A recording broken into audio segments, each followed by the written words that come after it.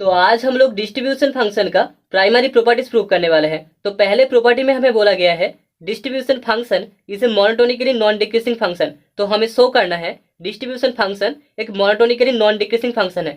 हमने इससे पहले जब डिस्ट्रीब्यूशन फंक्शन का डेफिनेशन पढ़ा था तो वहां पर हमने देखा था किसी एक रैंडम वेरिएबल कैपिटल एक्स के लिए उसका डिस्ट्रीब्यूशन फंक्शन होता है रियल वेरिएबल स्मॉल एक्स का फंक्शन, जिसको हमने डिफाइन किया था F of x is equals to probability of minus infinity less than capital X जो कि रैंडम वेरिएबल है is less than x less than equals to x. Okay, जहां पर एक्स का जो वैल्यूएशन है वो माइनस इन्फिनिटी से इन्फिनिटी के बीच लाई करता है। ओके, तो हम सबसे पहले मान लेते हैं let A and B be two real points जहां पर ए बी से छोटा है। ठीक है, एक रियल लाइन पर ए एंड बी दो पॉइंट्स है, this is A and this is B, minus infinity to infinity real line. ठीक है, यहाँ पर जीरो है और ए एंड बी दो पॉइंट्स है जहां पर बी ए से बड़ा है।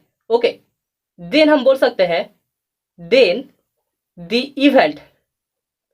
Event minus infinity less than random variable capital X less than equals to A, मतलब कि माइनस इन्फिनिटी से ए तक ए वाला जो इवेंट है and A less than x less than equals to B, मतलब ए से लेकर बी तक, A less than x less than equals to B, A से लेकर बी तक ए एक दूसरा इवेंट है। ओके, बोथ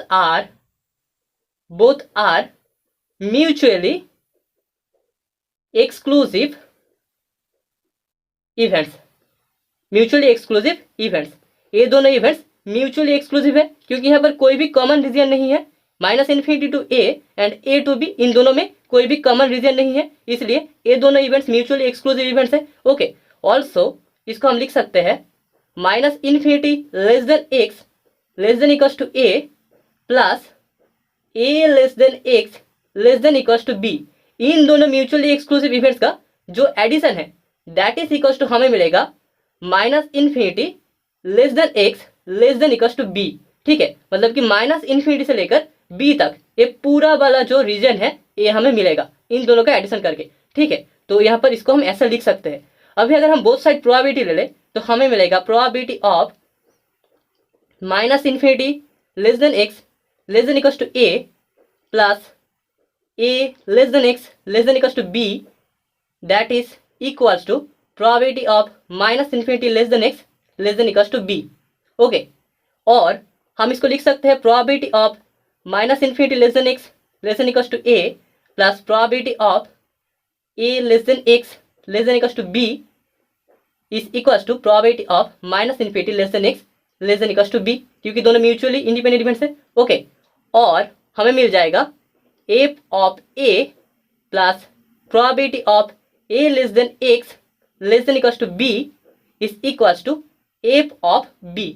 हमने यहाँ पर देखा था कि एफ ऑफ एक्स को हम लिख सकते हैं probability of minus infinity less than x less than equals to X. ठीक है, यहाँ पर probability of minus infinity less than capital X less than equals to A इसका वैल्यू एफ ऑफ ए होगा। सिमिलरली यहाँ पर इसका वैल्यू एफ ऑफ बी होगा, सॉरी एफ ऑफ बी होगा। ओके, सो हमने F of A plus probability of A less than x less than B को दिखा दिया है एफ ऑफ बी के साथ इक्वल। ओके, और इसको हम लिख सकते हैं probability of A less than x less than equals to B is equals to F of B minus F of A. Okay, तो अभी हम लोगों को प्रोबेबिलिटी के ऑक्सियम वन से पता है कि किसी भी एक इवेंट का प्रोबेबिलिटी या तो ग्रेटर देन जीरो होता है या फिर इक्वल टू जीरो होता है। तो यहाँ पर जो इवेंट है probability of A less than x less than equals to B, इसका भी जो प्रोबेबिलिटी होगा वो या तो ग्रेटर देन जीरो होगा या फिर इक्वल टू जीरो होगा। ठीक है, तो इसको हम ग्रेटर इक्वल्स टू जीरो लिख सकते हैं, मतलब कि हमें मिल जाएगा F of B minus F of A is greater than equals to zero. ठीक है, और इसको हम लिख सकते हैं F of A is less than equals to F of B. Therefore हमने शो कर दिया है ए लेस देन बी के लिए F of A less than equals to F of B hold करता है। ओके, सो दिस इंप्लाइज, तो हम बोल सकते हैं this implies that the distribution function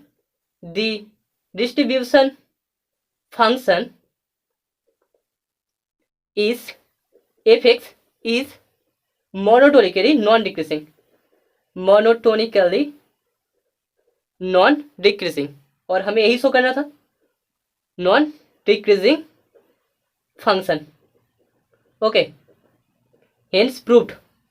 तो अभी सेकेंड प्रॉपर्टी में हमें प्रूव करना है F of infinity is equal to 1 and F of negative infinity is equal to 0। तो सबसे पहले हम लिख सकते हैं we know that by the definition of distribution function F of x is equals to probability of negative infinity less than random variable capital X less than equals to real variable X, जहाँ पर real variable X का value vary करता है minus infinity से infinity तक। Okay, now taking X tending to infinity हम लिख सकते हैं taking X tending to infinity we get, हम एफ ऑफ एक्स को लिख सकते हैं F of infinity is equals to probability of negative infinity less than random variable capital X less than infinity. मतलब कि यहाँ पर एक्स का जो वैल्यू है वो नेगेटिव इन्फिनिटी से इन्फिनिटी पर लाई करता है। ओके, मतलब कि पूरे रियल लाइन पे लाई करता है। तो इस इवेंट में सारे के सारे पॉसिबिलिटीज कंटेन करेंगे। So that is equals to हम प्रोबेबिलिटी ऑफ एस लिख सकते हैं, probability of sample space that is equals to 1 होता है। सो हमने लिखा दिया है F of infinity is equals to 1।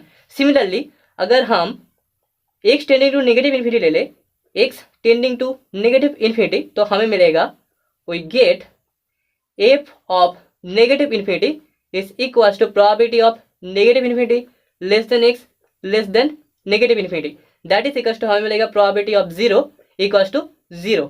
तो हम बोल सकते हैं हेंस प्रूव्ड।